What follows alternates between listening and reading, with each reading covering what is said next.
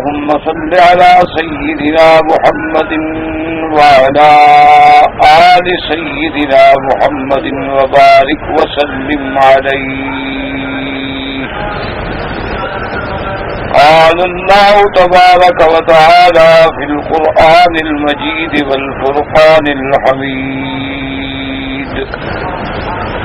أعوذ بالله من الشيطان الرجيم. بسم الله الرحمن الرحيم. لا أملك لنفسي نفعا ولا ضرا إلا ما شاء الله، ولو كنت أعلم الغيب لاستكثرت من الخير وما مسني السوء، إن أنا إلا نذير وبشير لقوم يؤمنون. هو الذي خلقكم من نفس واحدة وجعل منها زوجها ليسكن إليها، فلما تغشاها حملت حملا خفيفا فمرت به، فلما أثقلت دعوا ربهما لئن آتيتنا صالحا لنكونن من الشاكرين.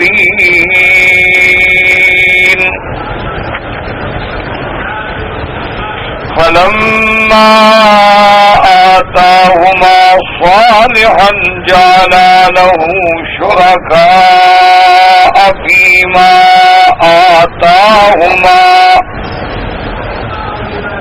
فتعالى الله عما يشركون.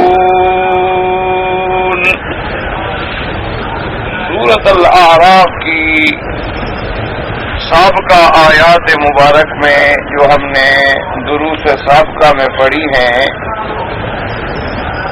اللہ تبارک و تعالی نے ارشاد فرمایا تھا قیامت کے بارے میں کہ سرکار دو عالم صلی اللہ علیہ وسلم سے مشرکین مکہ جو ہیں بطور عناد سوال کرتے تھے کہ قیامت کب ہو، اور ان کے سوال کرنے کا مقصد جو تھا وہ یہ تھا کہ اگر تو حضور صلی اللہ علیہ وسلم بتلائیں گے کہ جی اتنے ہزار سال بعد ہوگی، تو پھر بھی تو ہمیں اعتراض کرنے کا موقع ملے گا کہ جی اتنے ہزار سال کون زندہ رہے، کون دیکھے کہ یہ بات کس حد تک درست ہے۔ اور اگر حضور صلی اللہ علیہ وسلم نے یہ ارشاد فرمایا کہ قیامت کا علم مجھے نہیں ہے، تو پھر بھی ہمیں اعتراض کرنے کا موقع ملے گا کہ کیسے نبی ہیں جن کو قیامت کا بھی پتہ نہیں۔ تو ان کا مقصد جو ہے وہ اعتراض و عناد تھا، لیکن اللہ کے احکام اٹل ہوتے ہیں، چاہے کوئی مان لے یا نہ مانے۔ انسانوں کے حکم میں اور اللہ کے حکم میں یہی تو فرق ہے۔ خالق اور مخلوق کے احکام میں یہی بنیادی فرق ہے کہ مخلوق کا احکام اس لیے بناتی ہے کہ لوگ راضی ہو جائیں چاہے گناہ بھی کرنا پڑے، لیکن خالق کا قانون جو ہے وہ عین فطری ہوتا ہے، انصاف ہوتا ہے، صدق و عدل ہوتا ہے چاہے کوئی ناراض ہو۔ اب آپ دیکھتے ہیں کہ دنیا میں جب کوئی مقدمہ پیش ہوتا ہے تو لازمی بات ہے کہ مقدمہ کسی ایک فریق کے حق میں فیصلہ ہوگا، دوسرا فریق تو بہرحال ناراض ہوگا، لیکن اگر وہ فیصلہ عدل کے مطابق ہو تو پھر کوئی ناراض ہوتا ہے تو ہوتا رہے۔ اس لیے اللہ تبارک و تعالی نے سرکار دو عالم سیدنا محمد الرسول اللہ صلی اللہ علیہ وسلم کو فرمایا کہ میرے محبوب آپ اعلان کر دیں اور جو حقیقت ہے وہ واضح کر دیں۔ کوئی آپ کی نبوت کو مانتا ہے اس کا بھلا ہے، نہیں مانتا ہے اس کا نقصان۔ قیامت کی تعیین کا علم جو ہے وہ اللہ کے سوا کسی کو نہیں. قل انما علمها عند ربی، تعیین قیامت کا علم میرے اللہ کے پاس ہے اور کوئی نہیں جانتا. اور نہیں آئے گی قیامت مگر اچانک. اور پھر اللہ نے مقرر فرمایا کہ میرا محبوب آپ سے ایسے پوچھ رہے ہیں جیسے آپ جانتے ہوں. قل انما علمها عند اللہ، فرما دیجیے کہ اس کا علم جو ہے وہ اللہ کے پاس ہے، لوگ نہیں جانتے. حضور صلی اللہ علیہ وسلم نے قیامت کی نشانیاں تو بتلا دی، اشرات الساعہ کے بارے میں تو خبر دے دی، لیکن تعیین قیامت کے بارے میں خبر نہیں. بڑی علامات میں سے خروج دجال ہے، خروج یاجوج و ماجوج ہے، نزول عیسیٰ ابن مریم علیہ السلام ہے. یہ بڑی نشانیاں ہیں قیامت کی، اور اس کے بعد قیامت اور قریب ہو جائے.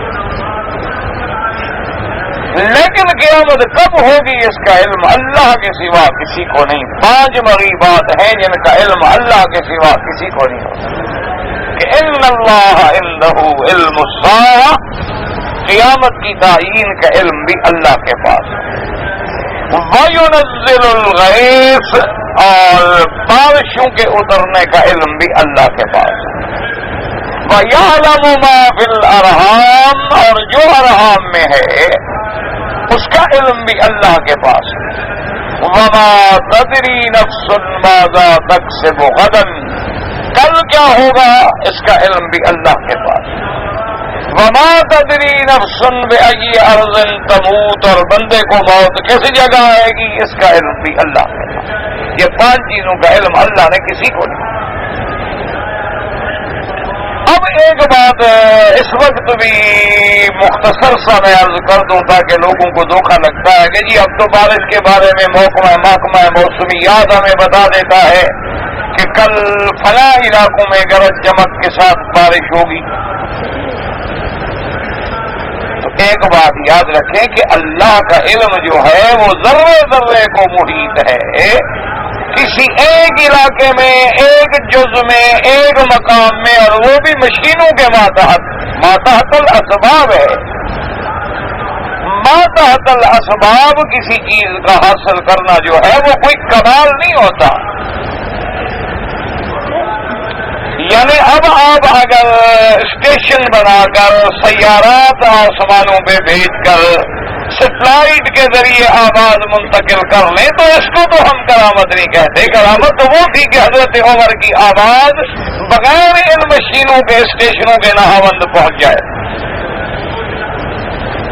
آپ اتنی مشینیں لگا کر موسمیات کے اسٹیشن بنا کر، رصد گاہیں بنا کر خبر دیتے ہیں، اور وہ بھی کبھی سچی کبھی جھوٹی.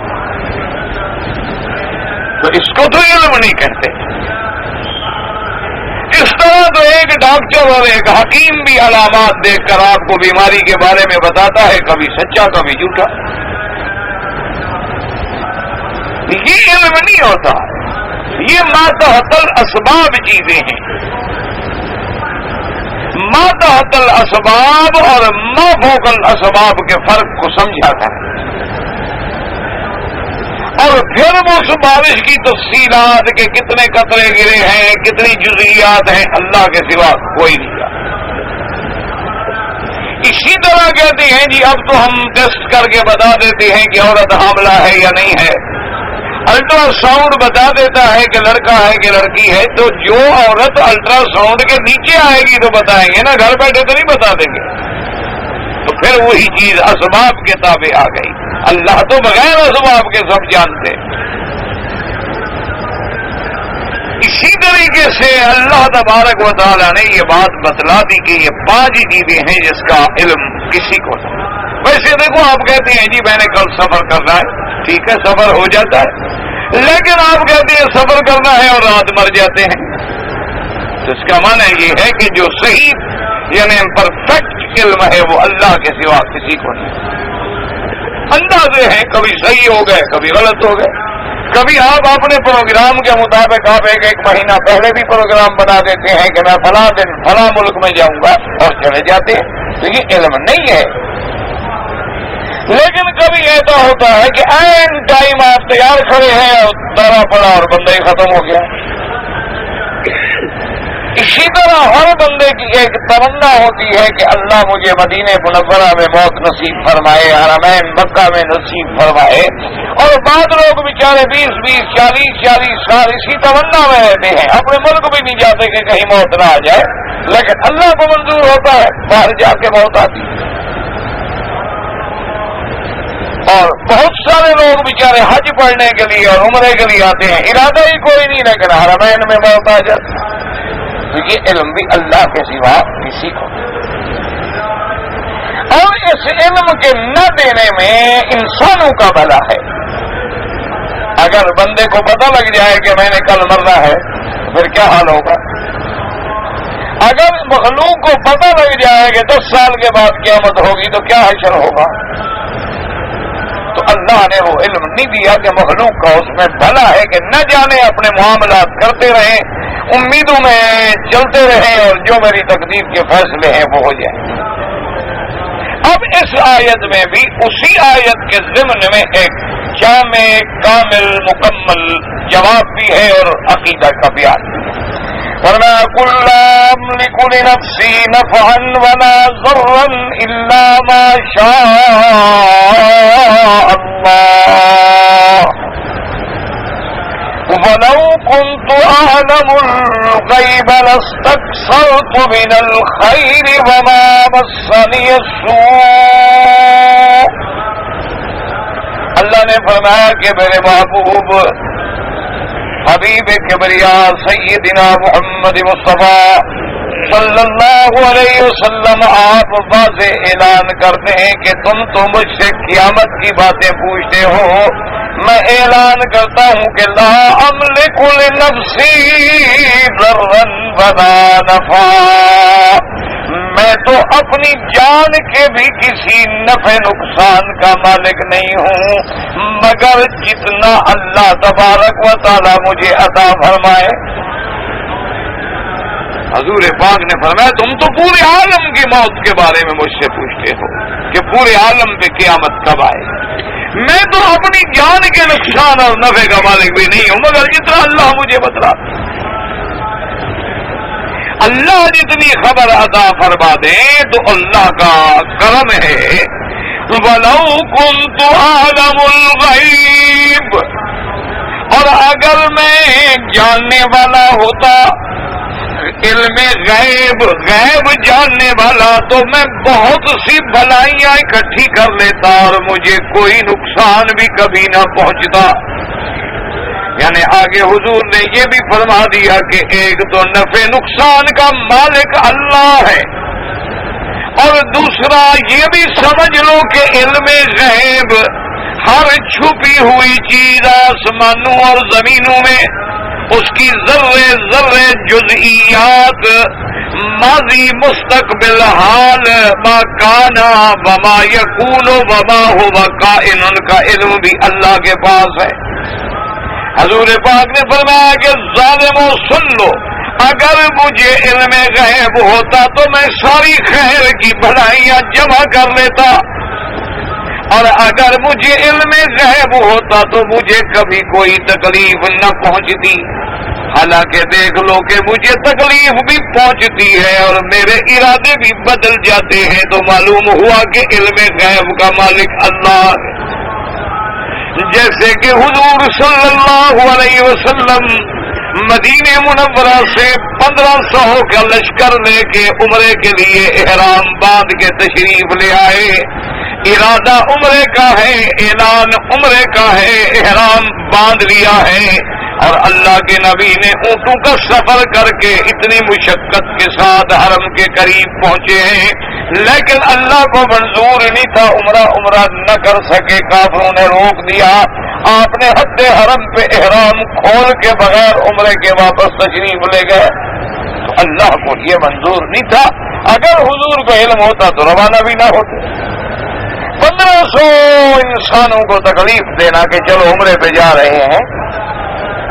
اسی طرح جنگ احد میں اگر حضور صلی اللہ علیہ وآلہ وسلم فرماتی ہیں کہ مجھے علم غیب ہوتا تو میرے 70 صحابہ کیوں شہید ہوتے, میرے دندان مبارک کیوں زخمی ہوتے, میرے رخسار کیوں زخمی ہوتے, میرے صحابہ کو کیوں شکست کا سامنا کرنا پڑتا.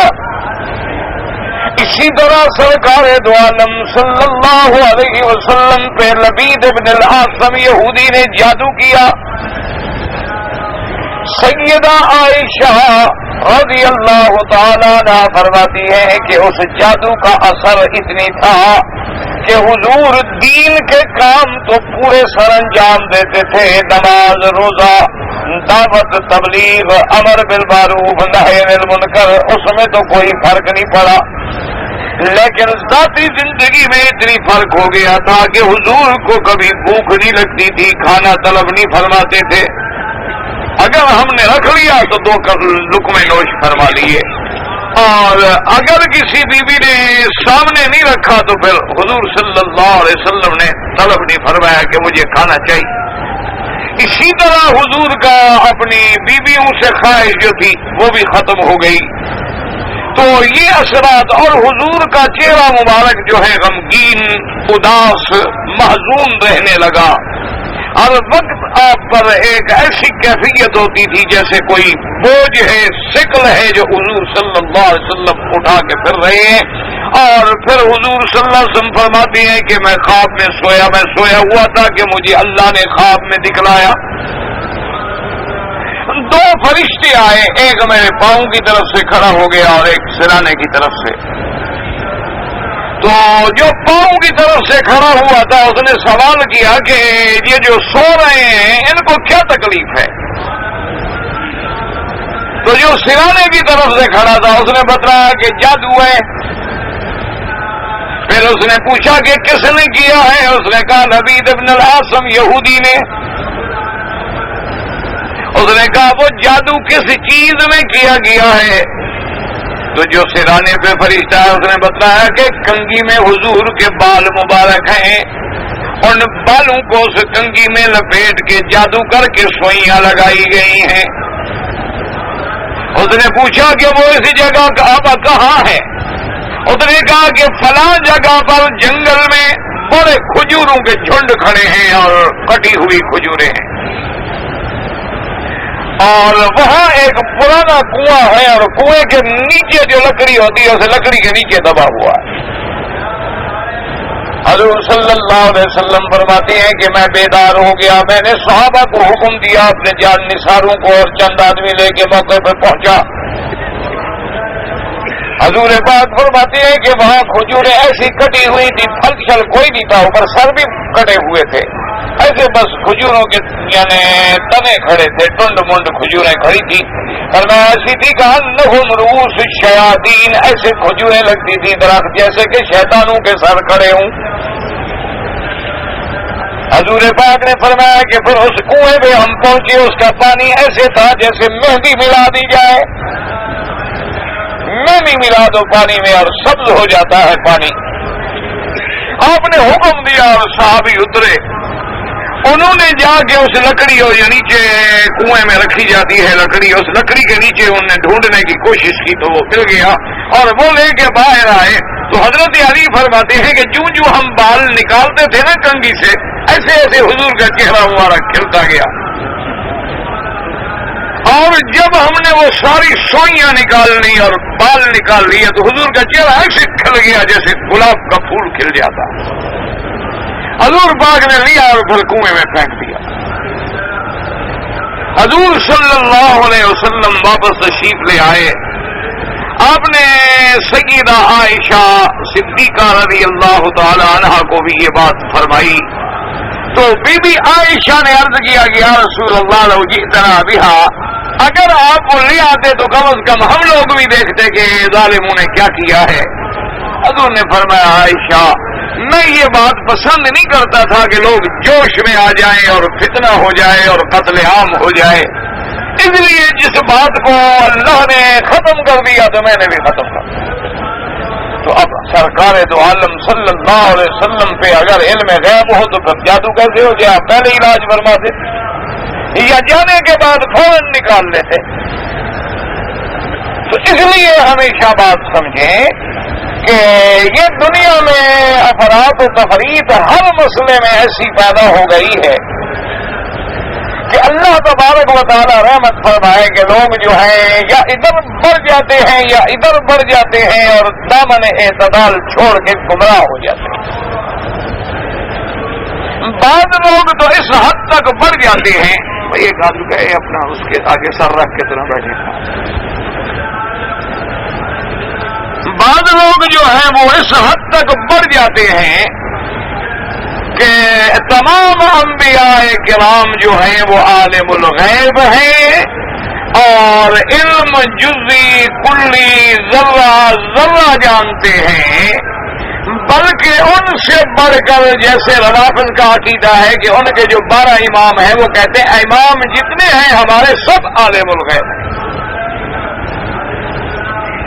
اور عالم الغیب بھی ایسے ہیں کہ ذرے ذرے کا ان کو علم ہے، ما کان و ما یکون کا علم ہے. اور اسی طرح بعض اہل بدعت جو ہیں، اہل اہوا جو ہیں، وہ اس قدر بڑھ گئے ہیں کہ انبیاء تو بڑی بات ہے نا، وہ کہتے ہیں جتنے اولیاء اللہ ہیں، بڑے بڑے اللہ والے لوگ ہیں، ان کو بھی اللہ نے علم غیب دیا ہے اور ذرے ذرے کا علم ہے. ان کو اتنا بھی پتا ہوتا ہے کہ میرا مرید اس وقت کس شہر میں ہے، کس حال میں ہے، کس پریشانی میں ہے اور اس کو کس چیز کی ضرورت ہے. بلکہ کتابوں میں لکھا ہے کہ جب نطفہ عورت کے رحم میں قرار پکڑتا ہے وہ بھی پیر جانتے ہیں. اور اس پہ بڑے بڑے عجیب واقعات لکھے ہیں. یعنی بعض واقعات ایسے لکھے ہیں، انہوں نے تو محبت میں لکھے ہیں، لیکن اگر کوئی دشمن پڑے تو وہ مسلمانوں پہ ہنسے گا. کہ ایک مرید صاحب جو تھے اپنے مرشد کے پاس گئے اور انہوں نے کہا کہ تم میرے مرید ہو لیکن تم نے بہت بڑی زیادتی کی ہے، تمہاری 2 بیویاں ہیں اور تم ایک بیوی کے ساتھ جب لیٹے ہوئے تھے تو دوسری بیوی دوسرے پلنگ پر اسی وقت دیکھ رہی تھی. تو ایسا تو زیادتی نہیں کرنی چاہیے. اگر 2 بیویاں ہیں تو ہر بیوی کا الگ حق ہے، علیحدہ کمرے میں ہو، ایک دوسرے کو دکھاؤ تو نہیں. تو مرید جناب پریشان ہو گیا. اس نے کہا حضرت آپ کہاں سے؟ فرمایا وہ وہاں جو تیسری چارپائی پڑی تھی میں وہیں سو رہا تھا. اچھا پیر ہے ماشاءاللہ، خاص وقت کا بھی خیال رکھتے ہیں. انا للہ و انا الیہ راجعون. اچھا یہ لوگ اتنے بڑھ گئے اس طرف کے شرک کی. اچھا فرق کیا کرتے ہیں؟ وہ کہتے ہیں فرق اتنا ہے کہ اللہ کا علم جو ہے وہ ہے ذاتی، یعنی اللہ نے کسی سے نہیں مانگا، نہ اللہ نے کسی سے لیا ہے، نہ اللہ کو کسی نے دیا ہے. ان کا تو ذاتی علم ہے اور عالم ما کان و ما یکون ہے. انبیاء اولیاء پیر جو ہیں علم تو ان کے پاس بھی ہے، لیکن یہ عطائی علم ہے، ذاتی علم نہیں ہے. کیا مانا؟ ان کو پہلے علم نہیں تھا لیکن اللہ نے ان کو عطا کر دیا. تو جب عطا کر دیا تو عطائی علم ان کو بھی ہو گیا، تو لہذا یہ بھی عالم الغیب ہیں. وہ کہتے ہیں جب ہم علم غیب ذاتی کسی دوسرے کے لیے مانے وہ تو شرک ہے، لیکن یہ تو عطائی علم ہے، ان کے پاس تو نہیں تھا، اللہ نے ان کو دے دیا ہے. یعنی وہ فرق کیا کرتے ہیں؟ ایک ذاتی کا اور ایک عطائی کا. یاد رکھیں بات. اب یہ مسئلہ سمجھیں کہ دنیا میں کتنے اولیاء گزرے ہوں گے. کیا خیال ہے آپ کو؟ کوئی عدد آتا ہے؟ جی مثلاً یعنی ایک ملک میں چلو کتنے پیر ہوں گے؟ تو اللہ نے سب کو عطا کیا ہے یا کسی کسی کو؟ مثلاً جیسے کہ ہم نے سنا ہے کہ آپ کے ملک میں اس شریف ایک جگہ ہے، میں بھی جانتا ہوں، کئی دفعہ میں وہاں گیا بھی ہوں. تو بات کہتی ہے اللہ عالم، میں نے تاریخ نہیں پڑھی، اس میں کوئی شک نہیں کہ وہ ایک بہت بڑا تاریخی مقام ہے اور اس کی ایک زمانہ قدیم سے ایک تاریخ ہے. اور وہاں بڑے بڑے اللہ کے اولیاء دفن ہیں، اللہ ان کی قبروں پہ کروڑوں رحمتیں فرمائے، اس میں کوئی شبہ نہیں۔ یا جیسے ملتان ہے، اس میں بھی اللہ کے ہزاروں اولیاء اللہ دفن ہیں، اللہ ان کی قبروں پہ کروڑوں رحمتیں فرمائے، اللہ ان کی قبروں کو نور سے بھر دے اور اللہ ان کے درجات کو اور بلند فرمائے۔ لیکن سنا یہ ہے، کہتے ہیں کہ 7 لاکھ، کوئی کہتے ہیں 1 لاکھ، کوئی کہتے ہیں اس سے بھی زیادہ جو ہیں وہاں اللہ کے بندے جو ہیں، اللہ کے اولیاء مدفون ہیں۔ تو یہ تو ایک شہر کا عالم ہوا کہ وہاں لاکھوں مدفون ہیں، تو پھر یہ تو اچھا علم ہوا کہ اللہ تقسیم کرتے گئے، سب کو دیتے گئے۔ تو ایک شہر کی مثال ہم دے رہے ہیں نا، ایک ملک کی نہیں۔ تو یہ حضرات جو ہیں یہ اللہ کے سوا دوسروں کو علم غیب کلی کا عطائی یا ذاتی کا فیصلہ کر کے راستے سے ہٹ گئے، پٹڑی جو تھی وہ توحید کی صراط مستقیم سے ہٹ گئی۔ اور دوسری طرف کچھ لوگ ایسے پیدا ہوئے، اللہ معاف فرمائے، وہ ان کو رد کرتے کرتے اتنی سخت ہو گئے کہ وہ بھی پٹڑی سے ہٹ گئے۔ انہوں نے کہا اللہ کے نبی، فرشتہ، ولی، کسی کو کوئی علم غیب کا ذرہ بھی نہیں ہوتا، کچھ نہیں جانتے، بس وہ بھی ایک انسان ہے، ہم بھی انسان ہیں، جتنا ہمیں ضرورت ہے اللہ نے دیا ہے، جتنا ان کو ضرورت تھی اللہ نے دیا، کوئی علم غیب نہیں جانتا، وہ بھی پٹڑی سے ہٹ گئے اور وہ بھی گستاخی میں اور توہین کے زمرے میں آ کے اللہ رحمت فرمائے دامن اعتدال چھوڑ بیٹھے۔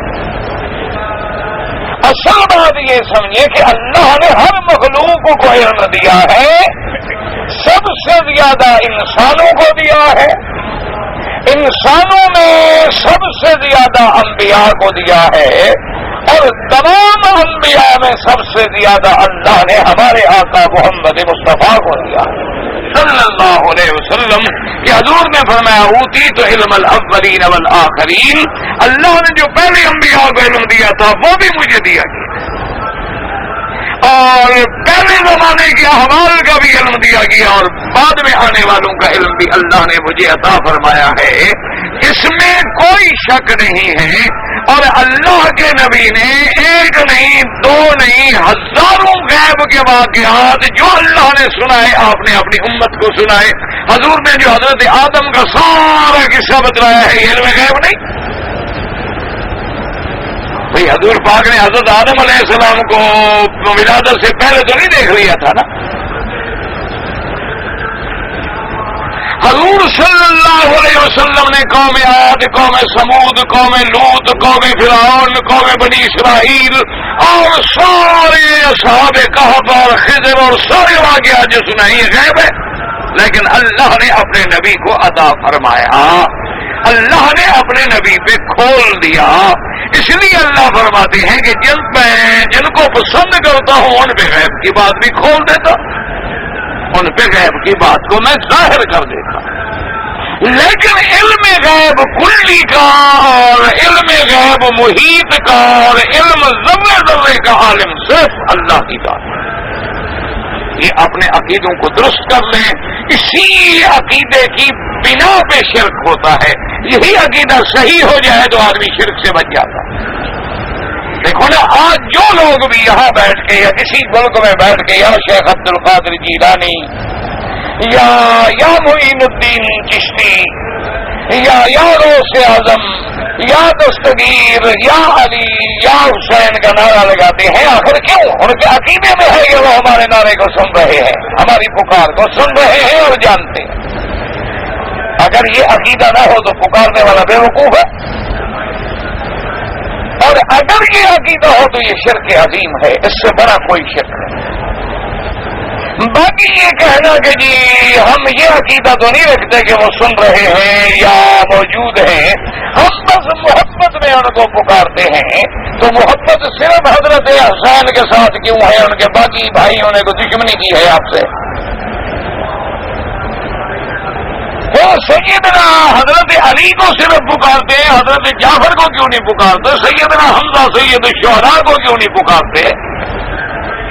خالد بن الولید بڑا اسلام میں بہادر گزرا ہے، اس کو مدد کے لیے نہیں پکارتے؟ تو ان صحابہ نے اہل بیت رسول نے آپ سے کوئی دشمنی کی ہے؟ تو اس لیے ہمیشہ یاد رکھیں کہ علم غیب اور علم محیط کا مالک جو ہے وہ کون ہے؟ اللہ۔ اور اللہ اگر اتنے علم دینے کے باوجود بھی فرما رہے ہیں، فرمایا یسألونک عن الروح قل الروح من امر ربی وما اوتیتم من العلم الا قلیلا۔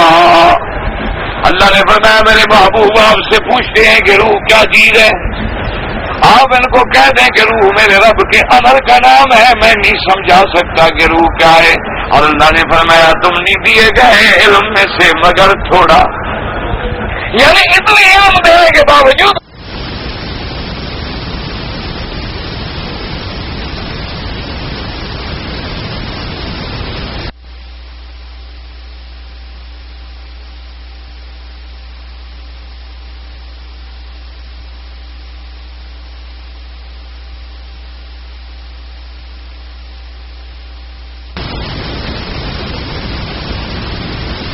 السلام سیدنا موسیٰ علیہ السلام کے ساتھ بیٹھی ہیں کشتی میں، ایک چڑیا اڑتی ہوئی کشتی کے کنارے پہ بیٹھ کے سمندر سے ایک چونچ پانی لیا، منہ میں قطرہ پانی کا۔ حضرت خضر نے فرمایا کہ یا موسیٰ علیہ السلام دیکھا ہے چڑیا نے جو پانی سمندر سے لیا ہے؟ موسیٰ علیہ السلام نے فرمایا کہ ہاں میں نے دیکھا ہے۔ فرمایا یہ بتلاؤ کہ سمندر کے پانی میں کتنا کمی ہو گئی؟ موسیٰ علیہ السلام ہنس پڑے، انہوں نے کہا حضرت کیا کمی ہو گئی؟ بھی ایک چڑیا اگر ایک قطرہ اپنے منہ میں بیچاری لے کے اڑ گئی تو سمندر میں کیا کمی؟ فرمایا علمی و علمک و علم الخلائق کلھا، موسیٰ میرا علم، تیرا علم اور اللہ کی ساری مخلوق کا علم اللہ کے علم میں اتنی کمی بھی نہیں کر سکتے جتنی چڑیا نے سمندر میں کمی کی ہے۔ یعنی اللہ کا علم اتنی وسیع ہے، اللہ کا علم اتنا ازلی ابدی محیط ہے کہ ساری دنیا کو علم دے دے پھر بھی اس کے علم میں اتنی ذرا برابر بھی کمی نہیں آتی۔ اس لیے حضور صلی اللہ علیہ وسلم نے امت کو کھلی بات بتا دی کہ کل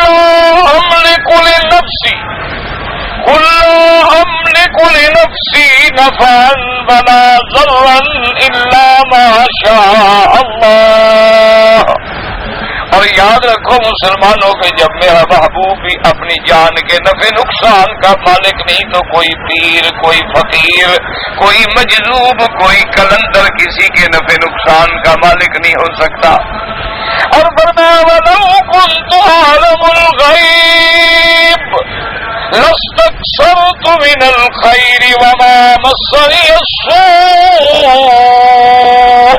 اور فرمایا کہ اگر، اس لیے بعض علماء کہتی ہیں کہ یہاں عالم الغیب، عالم افضل تفضیل کا صیغہ ہے، یعنی میں بہت زیادہ جاننے والا نہیں، یعنی تھوڑا جاننے والا ہوں۔ لیکن یہ ترجمہ غلط ہے، یاد رکھو۔ اس طرح تو آپ روز کہتے ہیں اللہ اکبر، اکبر بھی تو افضل تفضیل کا صیغہ ہے، یعنی اللہ بہت بڑا ہے، مانا چھوٹے اور بھی ہیں۔ اکبر کا معنی تو پھر یہی ہوتا ہے نا، بہت بڑا۔ تو جب آپ کہیں گے بہت بڑا تو اس کے مقابلے پہ پھر چھوٹا تو ہوگا نا۔ حالانکہ یاد رکھیں کبھی مبالغے کا صیغہ معنی ہوتا ہے اللہ بڑا ہے، اس سے کوئی بڑا ہو ہی نہیں سکتا۔ اس لیے یہاں کہ اگر مجھے علم ہوتا لَاسْتَكْثَرْتُ مِنَ الْخَيْرِ وَمَا مَسَّنِيَ السُّوءُ، میں ساری خیر کی باتیں ڈھیر جمع کر دیتا اور مجھے کبھی کوئی دکھ، کوئی تکلیف، کوئی برائی بھی نہ پہنچتی۔ اور آگے میرے محبوب نے اپنا وظیفہ بتلایا، فرمایا إِنْ أَنَا إِلَّا نَذِيرٌ وَبَشِيرٌ، إِنْ أَنَا إِلَّا نَذِيرٌ وَبَشِيرٌ لِقَوْمٍ يُؤْمِنُونَ۔ حضور نے فرمایا میں تو ڈرانے والا ہوں اللہ کے عذاب سے، اور میں تو خوشخبری دینے والا ہوں جنت کی، لیکن اس قوم کے لیے جو ایمان لانے والے ہیں۔ اس میں اشارہ کر دیا کہ جو ڈرانے والی چیز ہے یعنی جہنم میں عذاب ہے جن کی اللہ نے مجھے خبر دی ہے، میں تو وہی سناتا ہوں، اور جو بشارت دینے والی چیز ہے جنت ہے، جنت کی نعمتیں ہیں، راحت ہے، قبر کی راحت ہے، برزخ کی راحت ہے، محشر کی راحت ہے، اس کا اللہ نے مجھے علم دیا ہے، میں وہ بتلاتا ہوں، اور ان کے علاوہ مجھے علم غیب کلی جزی کی تفصیل کا کوئی علم نہیں۔ اور ساتھ یہ سمجھ آ رہی بات کہ جب یہ علم نہیں تو قیامت کا علم کیا ہے؟ قیامت کا علم مجھے کیسے ہو سکتا ہے؟ اور اس سے یہ بات بھی واضح ہو گئی کہ ان کا عقیدہ جو ہے بنیادی غلط تھی کہ ہر نبی کو عالم الغیب ہونا چاہیے، اس کو ضرور پتا ہو قیامت کا۔ تو علم غیب نبی کے لیے پہلے تو کافر مانتے نہیں، اور مانے تو کہتے ہیں نبی ہے تو پھر سب کچھ جانتا ہو، تو یہ عقیدہ ہی بنیاد سے غلط۔ اب اگلی دو آیات مبارک میں اللہ تبارک و تعالی نے اپنی قدرت کاملہ کا اظہار فرمایا کہ میرے بندوں کو اور کرو سمجھو، هو الذی خلقکم من نفس واحدۃ وجعل منها زوجها لیسکن الیہا۔ فرمایا وہ ذات پاک جس ذات نے تم سب کو پیدا کیا ایک انسان سے، جس نے یہ ساری مخلوق جو ہے ایک انسان سے پیدا کی، وہ انسان کون ہے؟ آدم۔ اور پھر آدم علیہ السلام سے وجعل منها زوجها، اور پھر آدم سے اللہ نے ان کی بیوی یعنی بیوی حوا کو پیدا کیا، وہ بھی آدم سے پیدا کی۔ اور بیوی حوا کو حوا کیوں کہتے ہیں کہ وہ زندہ آدم سے پیدا ہوئی ہے۔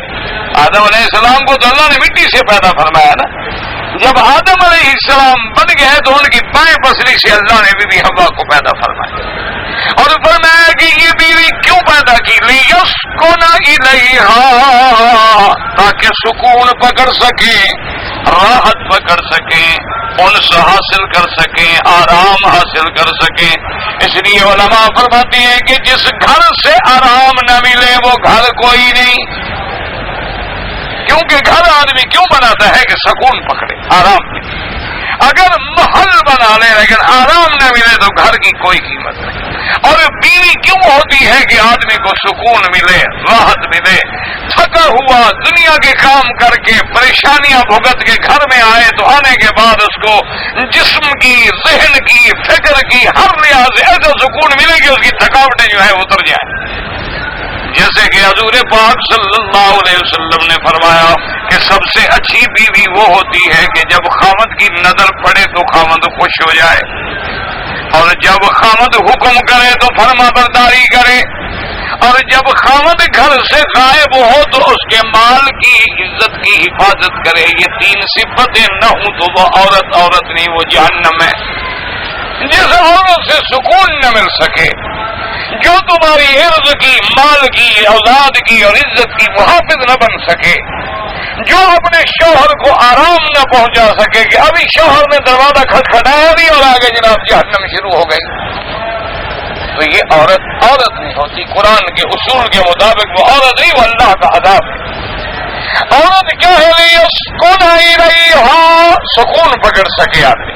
فلما تغشاہا، اللہ فرماتے ہیں میری نعمتیں بھی دیکھو اور اپنا حال بھی دیکھو کہ میں نے ایک انسان سے تمہیں بنایا، پھر تمہارے لیے جوڑا بنایا تاکہ تمہیں سکون ملے، آرام ملے۔ فلما تغشاہا حملت حملا خفیفا فمرت به، اللہ نے فرمایا جب میاں بیوی ملے تو اب عورت کو حمل ٹھہرا۔ اب حمل کے چونکہ ابتدائی دن تھے تو حمل خفیف تھا، عورت چل رہی ہے، کھا رہی ہے، کام کر رہی ہے، سب کچھ معلوم بھی نہیں ہوتا، کیونکہ جب ابتدائی حمل ہوتا ہے یاد رکھیں تو عورت کے لیے کوئی بوجھ نہیں ہوتا، کوئی چیز اس کو محسوس نہیں ہوتی ہے. ایسا ایسا ایسا ایسا 4 مہینے کے بعد پھر نفخ روح ہوتا ہے. اس کے بعد ایسا ایسا اس کا پیٹ جو ہے وہ بھاری ہونے لگتا ہے. اب اس کو اٹھنے میں، بیٹھنے میں، کام کرنے میں، سیڑھی چڑھنے میں، اترنے میں تکلیف ہوتی ہے. فرمایا فلما اسقلت، اب جب وہ حمل بوجھل ہو گیا، عورت بوجھل ہو گئی، دعوا اللہ ربہما لئن آتیتنا صالحا لنکونن من الشاکرین. اور فرمایا جب وہ حمل بھاری ہو گیا، اب جناب ولادت قریب آ گئی، تو اب دونوں میاں بیوی اللہ کو پکاریں گے، یا اللہ یا اللہ یا رب مہربانی فرماؤ. لئن آتیتنا صالحا، صالحن میں یاد رکھیں دونوں ترجمے ہیں کہ یا اللہ تو اگر ہمیں صالح اولاد عطا فرما، ایک تو معنی یہ ہے.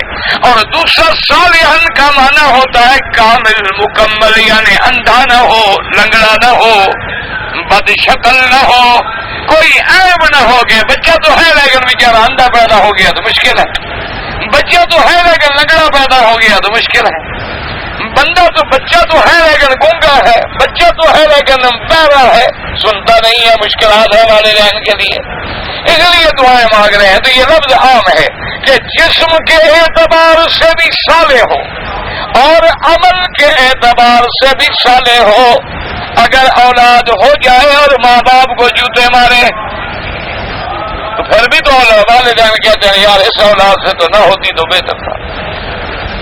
اگر بیٹی ہو جائے اور وہ فاحشہ بن جائے، طوائف بن جائے، بے حیا بن جائے، ماں باپ کا ناک جو ہے کٹ جائے، گھر سے باہر نکلنے کے قابل بھی نہ رہے، تو لوگ کہتے ہیں یار اچھا اس بیٹی سے تو خدا کرتا اولاد ہی نہ ہوتی تو زیادہ بہتر تھا.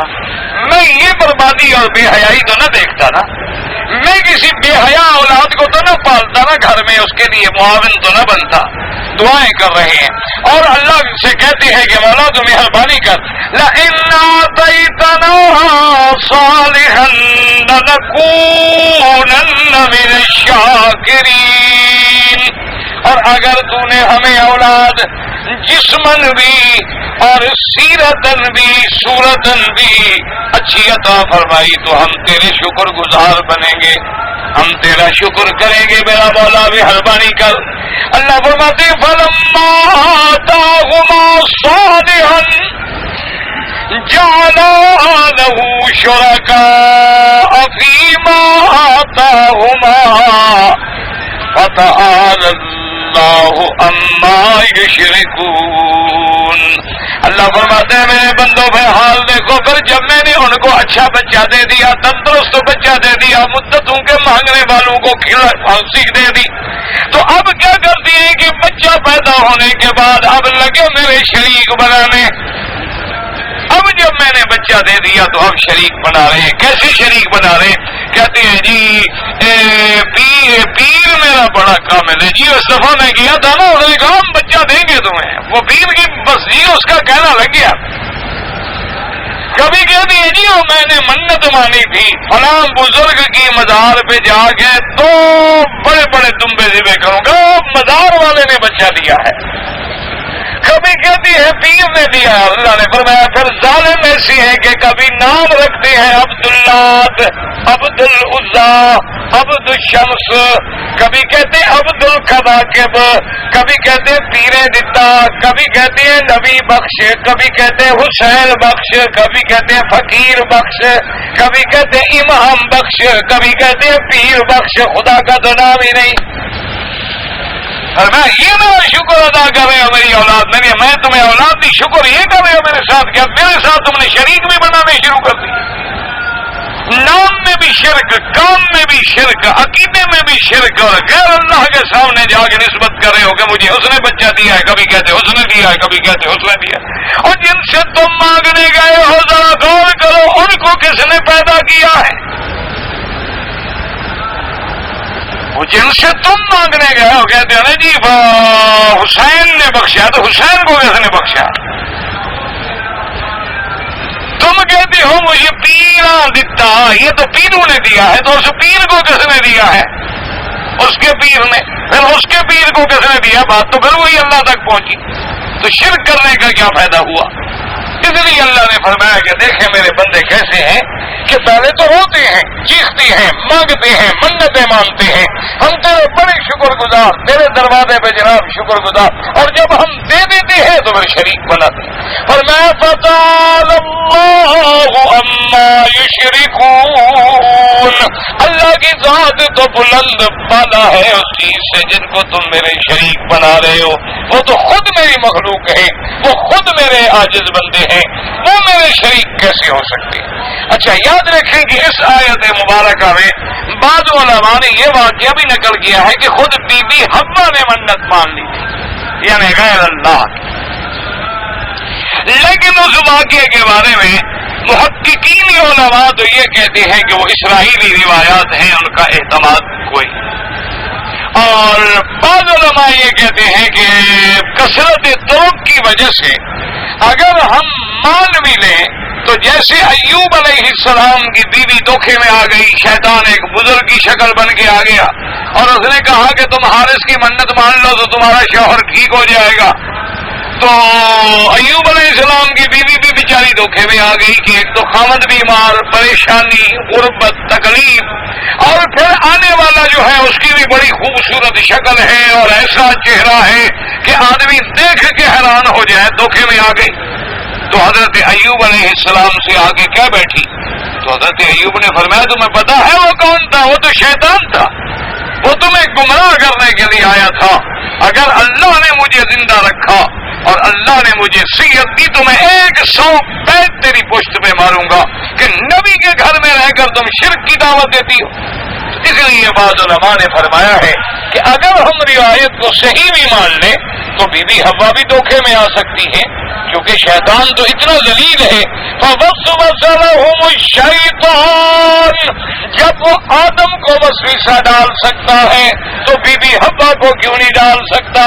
تو بعض علماء نے اس کا جواب یہ دیا ہے، اور بعض نے فرمایا کہ نہیں، وہ ایک اسرائیلی واقعہ ہے، اصل بات آدم علیہ السلام کی نہیں، آدم علیہ السلام اور بی بی حوا کی بات ختم ہو گئی۔ اللہ نے فرمایا کہ میں نے تمہیں ایک نفس سے پیدا کیا، پھر اس سے اللہ نے عورت کو بنایا، اب اس کے بعد مراد اولاد آدم ہے، آدم علیہ السلام کے بیٹے ہیں، آدم علیہ السلام کی ذریت ہے۔ دعا کریں کہ اللہ آپ کو بھی، مجھے بھی، اور ہر کلمے پڑھنے والے کو ہر قسم کے شرک سے بچا لیں۔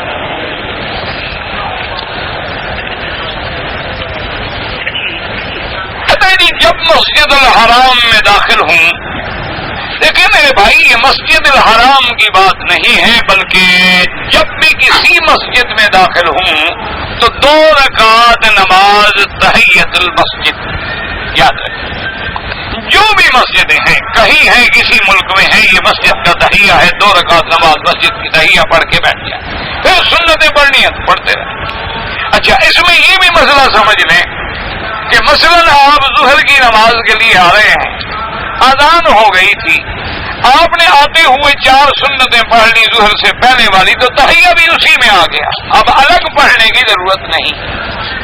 اگر اللہ نے وقت دیا ہے تو تم الگ بھی پڑھ سکتے ہو کہ 2 رکعت تحیت المسجد پڑھ کے پھر 4 سنتیں پڑھو، جتنی محنت کرو گے، گڑ ڈالو گے، میٹھا اتنی ہو۔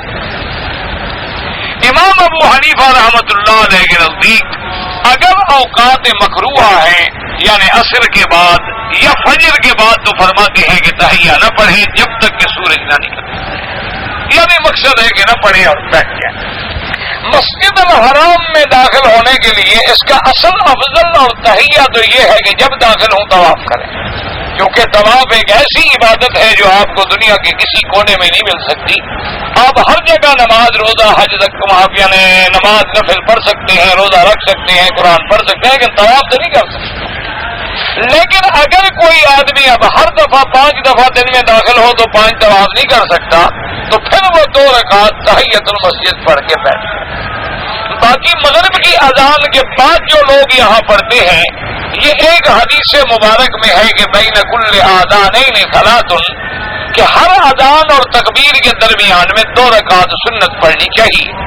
اس لیے وہ 2 رکعت سنت کے طور پہ پڑھتے ہیں کہ اذان ہو گئی ہے اور ابھی تکبیر مغرب کی نہیں ہوئی، اور درمیان میں وقت بھی موجود ہے تو ہم 2 سنتیں پڑھ لیں. امام ابو حنیفہ رحمۃ اللہ علیہ فرماتے ہیں کہ باقی کے 4 نمازیں جو ہیں ان میں تو ہر اذان کے بعد سنتیں پڑھنی ہیں، لیکن مغرب کی اذان کے بعد سنتیں نہ پڑھیں. ان کے نزدیک افضل یہ ہے کہ مغرب کے بعد فرض پڑھیں اور فرض کے بعد سنتیں پڑھیں، کیونکہ احناف کے نزدیک مغرب کی اذان کے بعد زیادہ وقت اور فاصلہ بھی نہیں دیا جاتا کہ بس جو ہی اذان ختم ہوئی اور نماز شروع ہو گئی.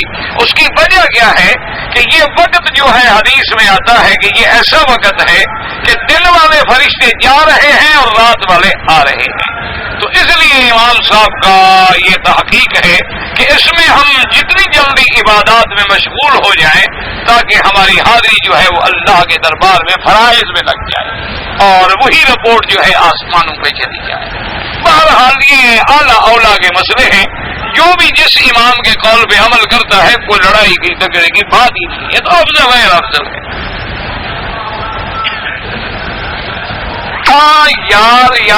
یاری کیا یاری پتہ نہیں کیا بلا ہوتی ہے یاری.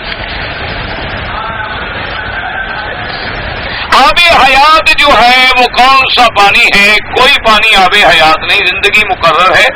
ان اجل اللہ اذا جاء. تو باتیں ہیں کہ سکندر نے آب حیات پیا تھا، فلانے پیا تھا، فلانے پیا تھا.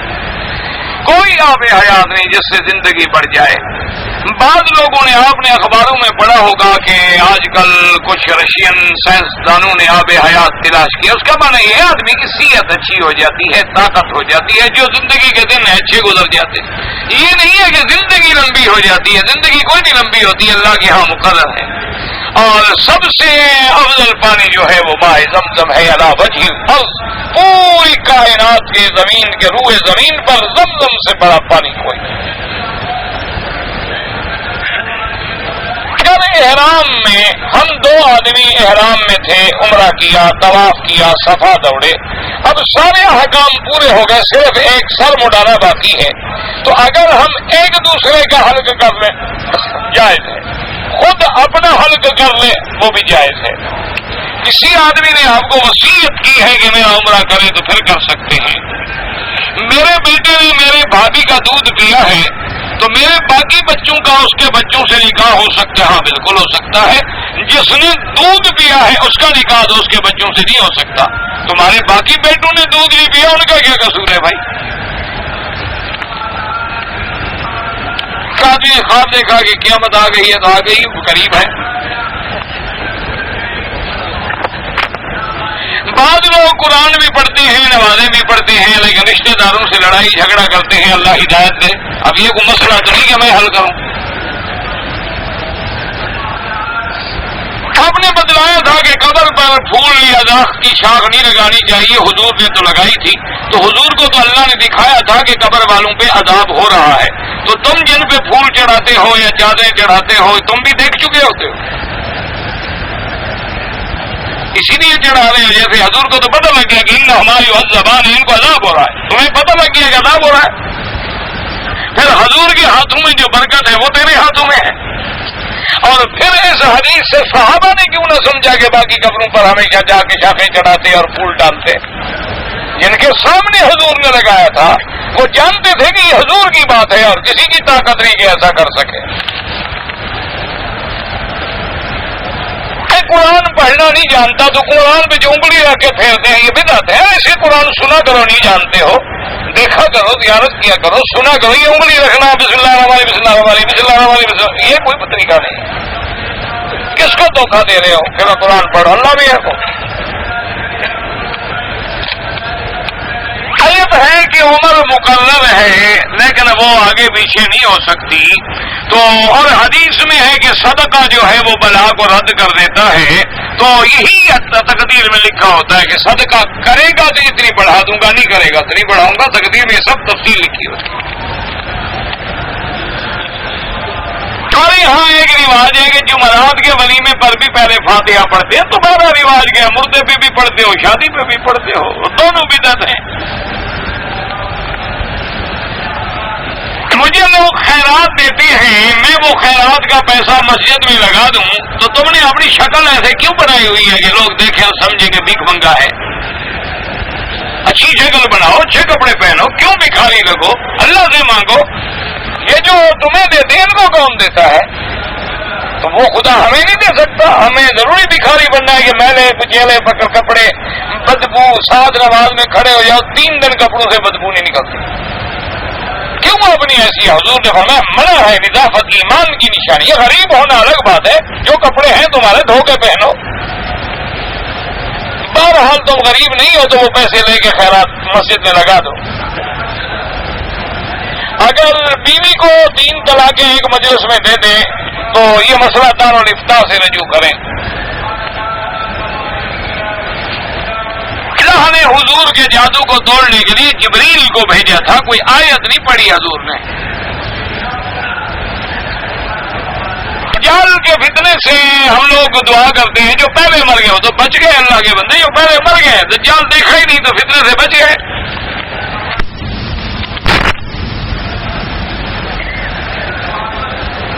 سرحد کا ہم بچی کی شادی ہوتی ہے، بچی کا والد اپنی بیٹی کو طاقت کے مطابق سامان دیتا ہے، بالکل دینا چاہیے، بچی ہے تمہاری۔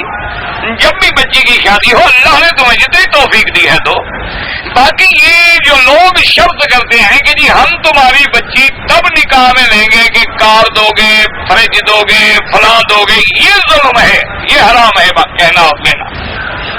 جو شرط کر کے لیتے ہیں اور پھر گھر میں استعمال کرتے ہیں اس سامان کو حرام کھاتے ہیں۔ لڑکی کے والدین مجبور ہوتے ہیں قرضے لے کر تمہاری یہ شرط پوری کرتے ہیں کہ کسی طرح ہماری بچی جائے۔ اور جو غریب بیٹیاں گھر میں کچھ نہیں لے آتی ہیں ان کو سمجھا جاتا ہے یہ تو بھوکے ننگے گھر سے یہ کیا لائی ہو تم ہر وقت آنکھیں دکھاتی ہو۔ یہ ظلم ہے، استغلال ہے اور حرام۔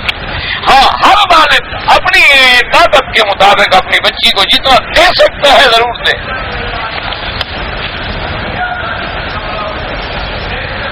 ہمارے ہاں لڑکی والے لڑکوں سے سونے اور کپڑے کا مطالبہ کرتے ہیں، مطالبے کی بات نہیں، وہ تو حق المہر ہے۔ حق المہر کا مطالبہ لڑکی کر سکتی ہے کہ میں اتنی حق المہر لے کے نکاح کروں گی، کوئی بات نہیں، جائز بات ہے۔ اپنی بیٹی کا رشتہ مکے میں کیا ہے، جب کر دیا ہے تو پھر کیا چاہتے ہو کہ پاکستان میں ہو جائے؟ جب کر دیا ہے تو قائم رہو۔ بہرحال نہ تو بہتر چیز یہ ہے کہ 2 رکعت پڑھ کے استخارہ کرو، جہاں اللہ کو منظور ہے خود بخود ہو جائے گا۔ میں اور میری بہن جو ہے مدینہ منورہ گئے تھے، لیکن میری بہن جو تھی ایام حیض میں تھی، وہ حضور پاک کے دروازے پہ حاضری دے کے سلام نہیں پڑھ سکی، کوئی بات نہیں، کوئی حرج نہیں، مدینہ منورہ چلی گئی، بس حاضری ہو گئی۔ عورتوں کا جانا تو ضروری بھی نہیں۔ ایک آدمی سے میری بات ہو گئی ہے، وہ کہتا ہے کہ تاش کھیلنا منع نہیں ہے، تو اس نے کوئی قرآن حدیث کی آیت بھی پڑھی ہوگی نا جس میں لکھا ہوگا کہ تاش کھیلنا چاہیے۔ بھائی منع جو نہیں ہے تو کوئی دلیل تو اس نے دی ہوگی نا، جو آدمی دعویٰ کرتا ہے تو دلیل اس کے ذمہ ہے۔ ہم جو کہتے ہیں حرام ہے کہ لغو الحدیث ہے، ہر وہ چیز جو فضول ہے، بے فائدہ ہے، وہ سب منع ہے۔ اور دوسرا تاش کے بارے میں تو باقاعدہ فقہاء نے بڑی سخت وعیدیں لکھی، اللہ تبارک و تعالیٰ معاف فرمائے۔ تو بہرحال یہ چیزیں ناجائز ہیں، باقی بلا وجہ بحث نہ کیا کرو۔ یہ بحث میں آدمی ضد میں آ کے ایسی باتیں کہہ بیٹھتا ہے جو آدمی کو اسلام اور دین سے بھی نکال دیتی ہے۔ میں بہت پریشان ہوں، میری بہنوں کے رشتے بھی نہیں ہو رہے، بھائیوں کے رشتے بھی نہیں ہوتے، ہر کام میں رکاوٹ ہے۔ یہ بلا وجہ تمہیں ایک احساس کم تری میں مبتلا ہو گئے ہو۔ دیکھو میرے بھائی، دنیا میں لاکھوں بندے ہیں، اب ہر آدمی کا کام اس کے منشے کے مطابق تو نہیں ہوتا نا۔ کتنے لوگ ہیں جن کا کام ہو جاتا ہے اور کتنے لوگ ہیں جن کا کام نہیں ہوتا، اور جن کے کام نہ ہوں تو وہ مزید ذہناً اور سائیکولوجیکل طور پہ کمزور ہوتے جاتے ہیں، تو پھر ہونے والا کام بھی نہیں ہوتا۔ آدمی جب مایوس ہو جائے نا، پھر اس کے جو کام ہونے تھے نا وہ بھی قدرتی ناکام ہوتا جائے گا، پھر اور نہ ہوا، پھر اور نہ ہوا، پھر اور کمزور ہوتا چلا گیا۔ یہ اپنے خیال دماغ سے نکال دے، کوئی جادو وادو نہیں ہے، کوئی کچھ نہیں ہے، اور احتیاط یہ ہے کہ سب سے بہتر عمل ہر مصیبت کا علاج جو ہے وہ ہے حسبنا اللہ ونعم الوکیل، حسبنا اللہ ونعم الوکیل. اب یہ ہے بعض علماء کہتے ہیں 300 دفعہ پڑھے، بعض کہتے ہیں 500 دفعہ پڑھے، لیکن افضل یہ ہے کہ بے حد و شمار جتنا تم پڑھ سکتے ہو، نیند میں، رات میں، سونے میں، اٹھنے میں، وضو ہے نہیں ہے، چل رہے ہو، کاروبار میں ہو، نوکری پہ کھڑے ہو، اپنی زبان پہ اس کلمے کو جاری کر لیں انشاءاللہ تبارک و تعالی. اس کی برکت سے ساری پریشانیاں. آپ دیکھیں نا، یہ وہ کلمہ ہے کہ جب صحابہ نے کہا، قرآن خود کہتا ہے کہ صحابہ نے کیا کہا تھا، حسبنا اللہ ونعم الوکیل فانقلبوا بنعمت من اللہ وفضل لم یمسسہم سوء. تو یہ کلمہ ہے جو سیدنا ابراہیم نے آگ کے وقت میں کہا تھا، اور یہ کلمہ ہے جو بی بی ام اسماعیل نے جب آپ کو یہاں حضرت ابراہیم نے چھوڑا تھا تو کہا تھا، اور یہی وہ کلمہ ہے جس کو بی بی عائشہ نے جب دشمنوں نے تہمت لگائی تو پہلی زبان سے یہی نکلا، حسبنا اللہ ونعم الوکیل. تو اس کو اپنا ورد جان بنا لیں، انشاءاللہ سب دکھ درد پریشانیاں اللہ پاک جو ہے دور فرما دیں گے. اللہ کے آگے کوئی مشکل نہیں. اور جن بچیوں کے رشتے نہیں ہوتے وہ اللہ کے آگے یا جامع یا کریم، اللہ کا نام ہے، للہ الاسماء الحسنی. اللہ فرماتے ہیں میرے ناموں کے ساتھ مانگو. تو یا جامع یا کریم ہو، یہ اللہ کے نام ہے. اور اس لڑکی سے کہیں جس کا رشتہ نہیں ہوتا وہ خود پڑھے، روزانہ پڑھے رات کو عشاء کے بعد. اللہ کی رحمت سے انشاءاللہ ایک مہینہ نہیں گزرے گا کہ اللہ بہتر رشتہ عطا فرما دے. میں اپنے ماں باپ کے لیے عمرہ بالکل کر سکتے ہیں. ہر آدمی کو کسی امام کی تقلید، ہاں جو آدمی عالم نہیں ہے، مسائل نہیں جانتا، تو یہ اللہ کے قرآن کا حکم ہے کہ فاسألوا اہل الذکر ان کنتم لا تعلمون، کہ تم علم والوں سے پوچھو اگر تمہیں علم نہیں ہے. یہی تو تقلید ہوتی کہ ہم کسی عالم پر اعتماد کر کے اس سے مسئلہ پوچھتے. اور جو آدمی عالم ہے ماشاءاللہ اس کو تمام قرآن و حدیث کے ذخیرے پہ نظر ہے، ناسخ و منسوخ پہ نظر ہے، اور احادیث کے مقام و مرتبے پہ نظر ہے، اس کو کوئی ضرورت نہیں.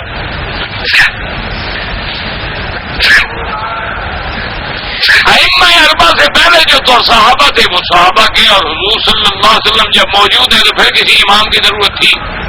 اس وقت بھی یہ تھا کہ حضور نے بھی تقسیم کر دیے تھے کہ قرات کا مسئلہ پوچھنا ہو تو بھائی ابن کعب سے پوچھو، عدالت اور قضاء کا مسئلہ ہے تو حضرت